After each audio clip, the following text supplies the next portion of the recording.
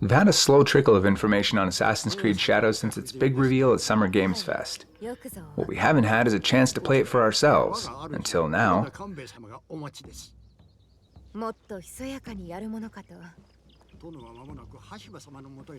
Recently I got hands-on time with the game and told to just go experience it for myself. No guardrails, no restrictions, and almost 4 hours of uninterrupted access to the game.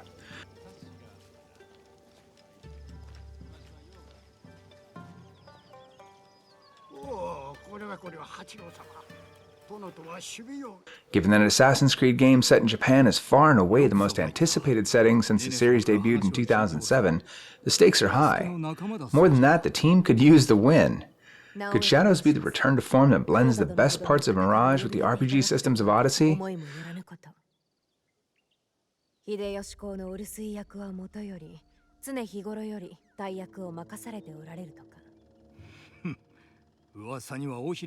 I'm Ron Burke, Editor-in-Chief for Gamingtrend.com, saying arashimase to our hands-on preview for Assassin's Creed Shadows. The game begins with the player getting a brief about how the new Animus Hub works, showcasing the various games from the past including Origins, Mirage, Valhalla, Odyssey, and of course, Shadows, the latter being the only one we could actually select. I'm not sure if that'll change on release, but on we went.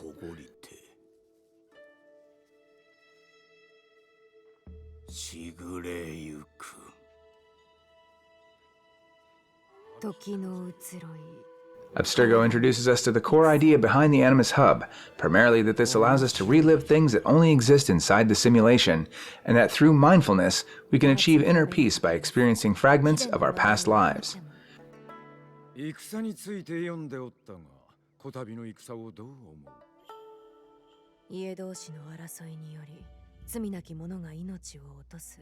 As we get the marketing pitch, a mysterious voice named The Guide breaks through to warn that we're being lied to, and that we should, quote, follow the trail, and that they'd, quote, be in touch. Ominous indeed. The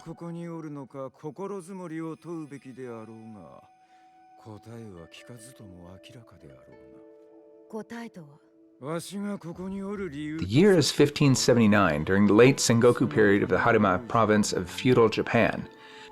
It's a world at war as there's no unifying shogun at this time. Instead, you have powerful warlords called daimyo that all vie for control of the country and the emerging Portuguese trade routes. It's all a period of great beauty and culture as Japan experiences a spiritual revolution, with many pursuing personal growth, knowledge, and spirituality as enlightenment in life.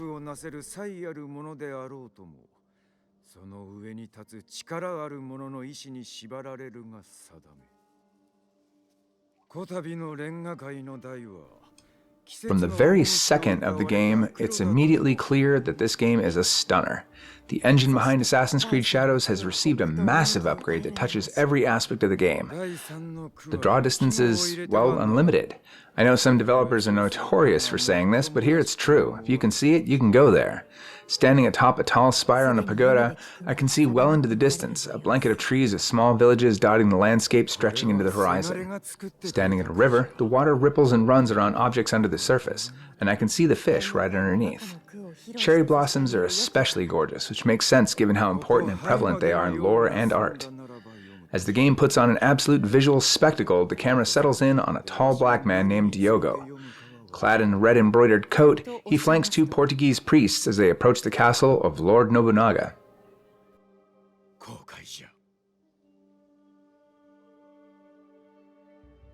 Naoe,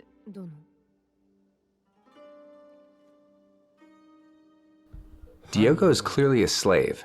Educated, but a servant to these two priests, he's an outsider among outsiders, truly a stranger in a strange land. The priests, Father Frois and Father Valignano, are bringing a gift for Lord Nobunaga when all three are approached by a well-appointed samurai flanked by two samurai retainers.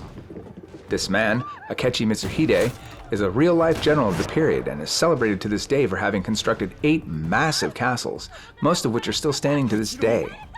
As Mitsuhide-san escorts the trio to the castle, they discuss how important it is that they secure Lord Nobunaga's favor, as, without it, their Jesuit mission would simply fail. If you're familiar with James Clavell's Shogun book or the television series, either one of them, you'll see some immediate and direct parallels. The two priests warn Diogo that he's to remain silent during their negotiation with Nobunaga. More real-world historical figures like Lady Nene, also known as Kodain, a powerful matriarch figure of the Toyotomi clan who is responsible for all diplomatic efforts in Nobunaga's imperial court, and Mori Ranmaru, also known as Mori Narutoshi, a real-life retainer to Nobunaga. These are just some of the real-world figures you'll encounter in the game, and please excuse my Japanese pronunciation.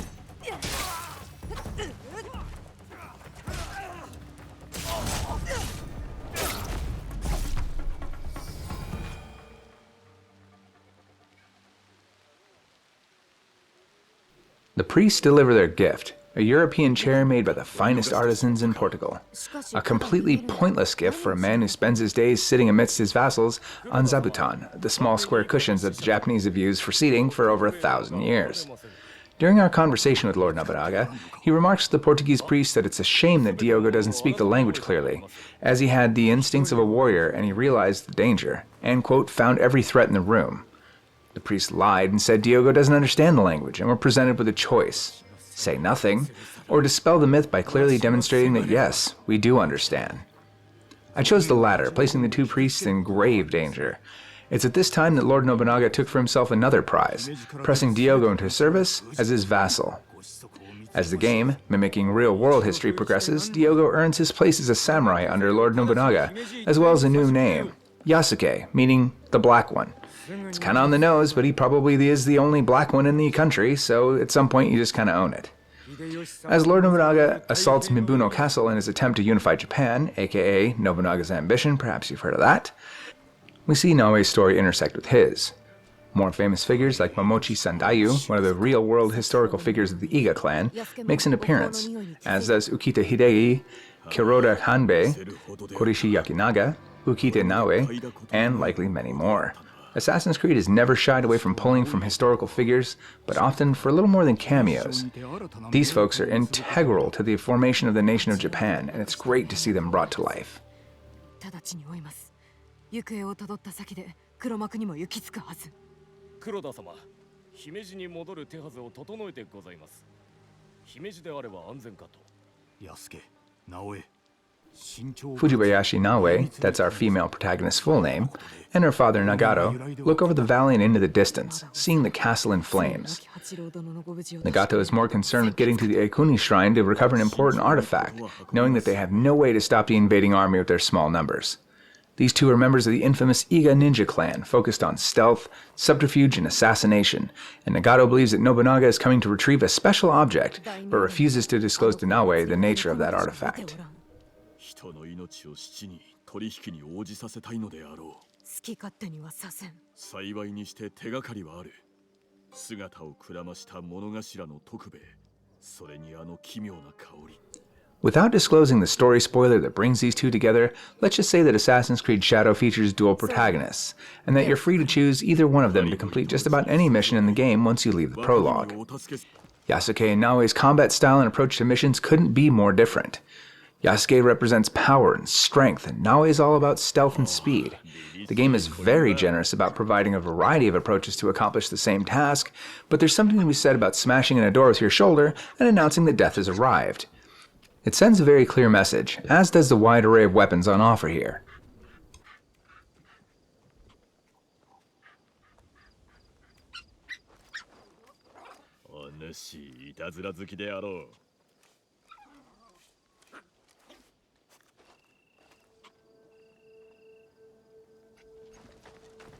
Both characters have weapons unique to them. Yasuke uses a katana at his waist, but he can also employ the massive kanabo, a huge club, often with studs and spikes on it for added insult to injury. He can also utilize a naginata, a long staff with a large blade on one end, or, for range attack, he can employ a longbow for stealth, or unleash a rarity, during this time period, a black powder rifle called a teppo, to round out his arsenal. Naoe, on the other hand, uses a katana, kusarigama, which is a kama on a chain with a counterweight, a tanto, which is a short blade, and her various implements like the grappling hook. All are deadly in combat, but in very different ways.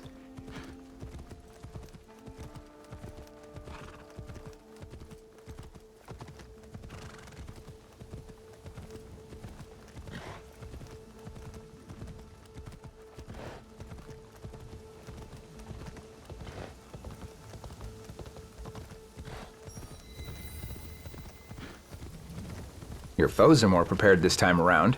Enemies can often show up to the fight with an advanced weapon of their own, and with increasing frequency, armor. You'll have to either find ways to get around that armor, or break it. You can utilize perfect counters or perfect dodge rolls to trigger powerful counterattacks, or strong combinations to quickly sunder an enemy's protection, though this will require practice for the timing on each weapon. Yasuke has more of an advantage against armor, as he can not only charge and bash down solid doors, but can employ that same technique against enemies, sending them careening backwards. His attacks are also far stronger, breaking armor more quickly than Naoe's lighter but faster strikes.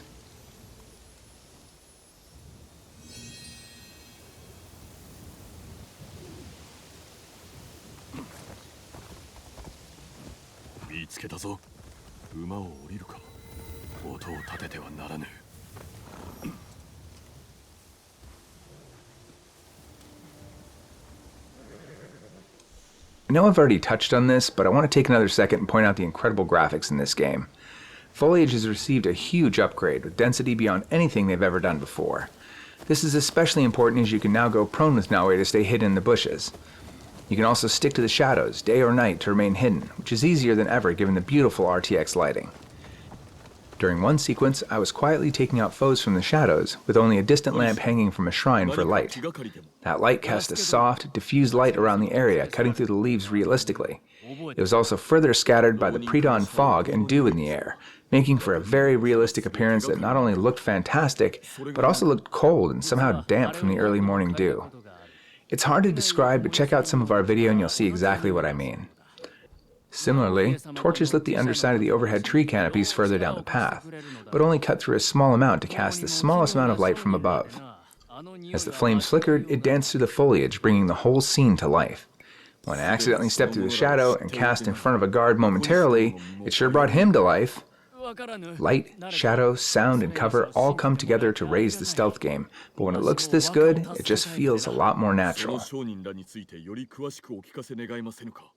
一つだけ分かっておるのは、そやつらが備前から来たということ。浮田直家、八郎親子のお国元か。御家の再興を目指しておる直家様は、あまたの敵がおる。直家様のお立場を悪くしようと、秀吉様の不況を買うよう仕組む者がいてもおかしくはなかろう。 Character models have also received a solid uplift. Faces look a lot more soft and detailed, eyes are the window into the soul, and they look a lot more natural this time around. Japanese is a language filled with nuance, where your gaze lands is equally as important as what you say. The team clearly spent some time studying this, as the cutscenes use eye contact effectively to provide emphasis. Mouth movements have seen a solid improvement as well, and you'll see them more in line with normal phonetic motions in both English and Japanese. Hair, cloth, movement kinesthetics, natural expressions, everything has gotten better with the extra time that the team has taken with the game. It looks like time well spent. 黒田が出てきたせいで小西殿が厄介ごとに巻き込まれたのだ。やはり黒田の手下が邪魔を。思ったより早いな。そこでこれまでの2にも何かあっては一大事とそれがしが使わされたのだ。 While he can certainly clamber up the side of a building, albeit with some effort, you'd be hard-pressed to call Yasuke agile. Naoe, on the other hand, has received a complete parkour makeover when compared to any Assassin's Creed game prior. She can use a grappling hook and ascend quickly, she flips and rolls off of tall structures, dive rolls over obstacles, and really, quote, looks the part for lack of a better descriptor. Check out this video on movement to see exactly what I'm talking about. 小西殿も喜ばれよう。ここを忍べばきっと報いが受けられようぞ。ああ、小西殿には急ぐよう伝えてくれ。商いが滞っては困るのでな。本徳寺。仕入れた品はそこにあるのやもな。船があれば寺まで。While we didn't get to play long enough to experience it, Assassin's Creed Shadow features dynamic weather and seasons. While it's obvious that some missions will be easier during the light of day, for example, meeting face-to-face and negotiating, versus the dead of night, for example, sneaking in and ventilating a target with a hidden blade, there are other implications. Freshly fallen snow reveals movements in that snow, and guards will be quick to check on footprints in an otherwise secured space. We'll have to see how this plays out more in the full game, but it sounds promising on paper. 純次郎が喜びそうだ。音を立ててはならぬ。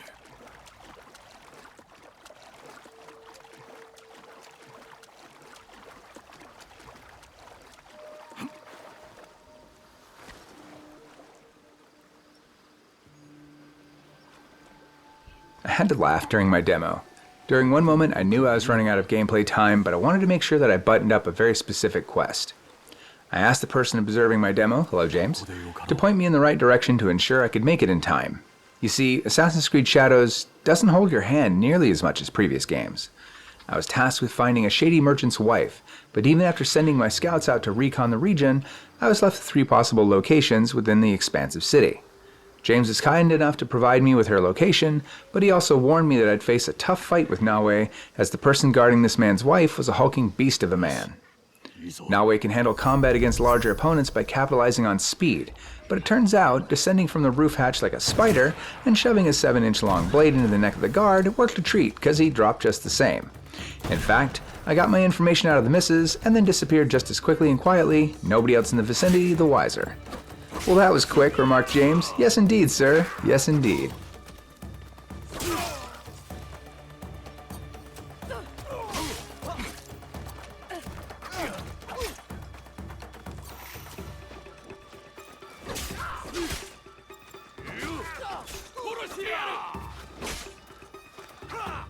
You can't simply assassinate everyone, though.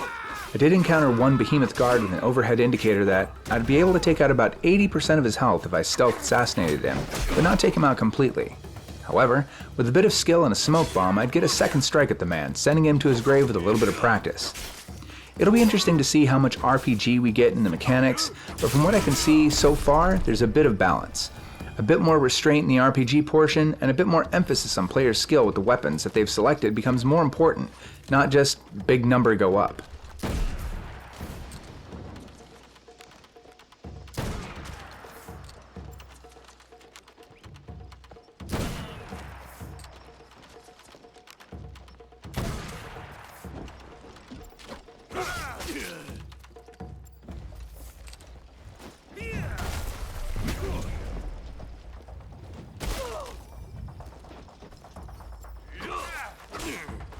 While we're on the RPG mechanic sides of things, there is a base building mechanic in the game as well as a recruiting system to get additional troops for your cause. While I didn't get to experience it for myself due to time, there is a base building mechanic as well. You can construct and grow a hideout, stocking it with weapons and armor for your league of followers. You can decorate the space with various cosmetic options, but most importantly, you can build upgraded facilities like a dojo to upgrade your recruits' skills. You can employ these recruits in battle, helping to turn the tide when things are at their most dire. レンガ界で際立って匂うたのはそのせいか。密かに武器も仕入れておったか。あやつらを疑っていた小西殿は正しかったと見える。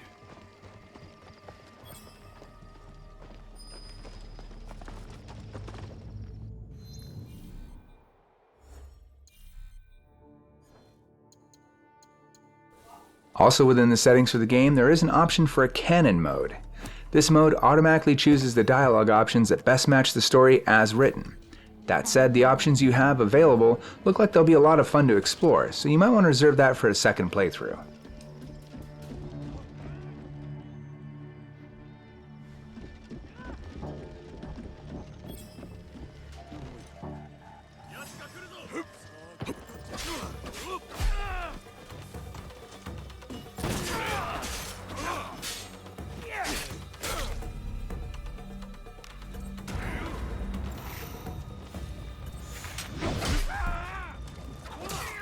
If you thought the team might shy away from beheadings or dismemberment, think again.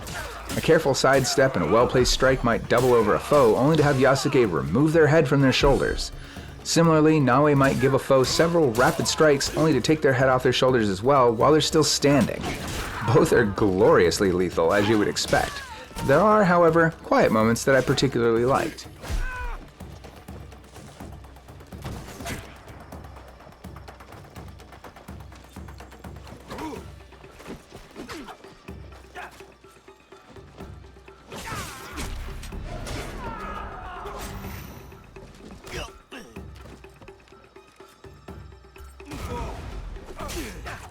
Amidst my rush to experience as many things as possible, as I was zipping through main story and side content, I noticed a small paintbrush on my navigation. I moved closer and saw a small circle begin to converge on my screen. I went prone and snuck up on a crane, pulled out a piece of paper and charcoal, and sketched it in its natural environment. This is called sumie, and this is a charcoal art style and something that we'd seen elsewhere, unleashing special attacks. When you unleash special attacks, the world can shift to a Japanese eggshell and black and white painting style, or it can flip to what looks like a film negative. This dips into that charcoal look and creates an awesome dichotomy between the vanishing beauty of the environment and animals I sketched, and the bloody outcome of my lethal work.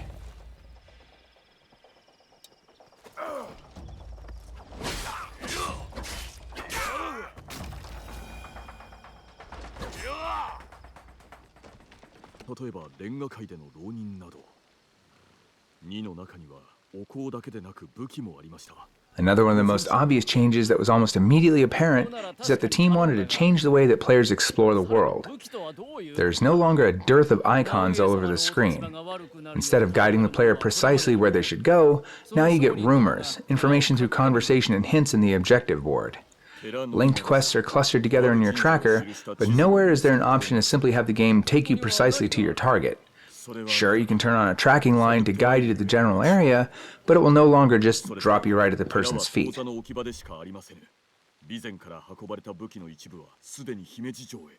Naoe 様は八郎様のため、播磨を支えんと尽力されてきた。その親心を踏みにじるとはなんと非道な。犬畜生にも劣る者たちめ、欲する者のためなら、恥ずべき手段すら厭わぬのか。我らが宙を下すまで。To help you with finding your target, when you climb a vantage point, you'll be presented with a landscape around you with question marks and other vantage points appearing around you in the distance. Moving your cursor over these and tagging these unknown locations sets them as a goal for exploration. It doesn't reveal them, however. You'll need to head over to these areas to find out what they're about. This just helps point you in an approximate direction, giving you a gentle nudge instead of a shove.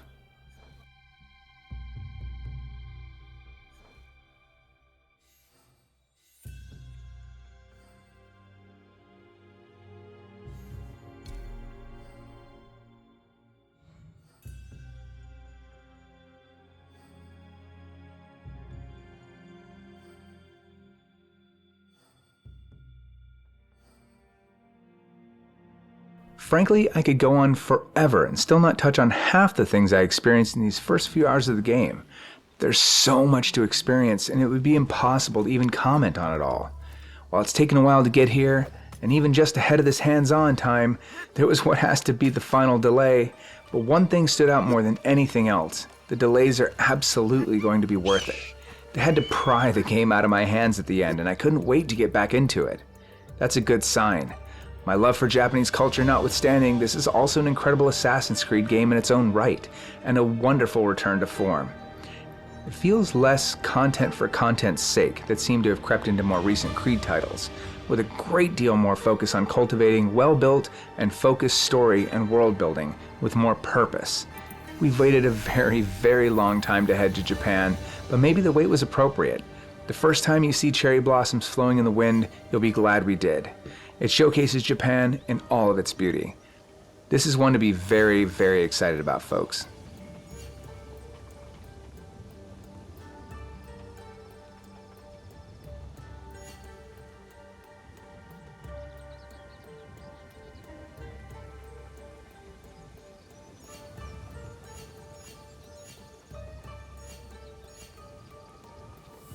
Assassin's Creed Shadows releases for Xbox Series X and S, PlayStation 5, and PC on March 20th, 2025. Stay tuned for our full review. I'm Ron Burke, Editor-in-Chief for Gamingtrend.com, saying Goran Itadaki, arigatou gozaimasu, and we'll see you again very soon.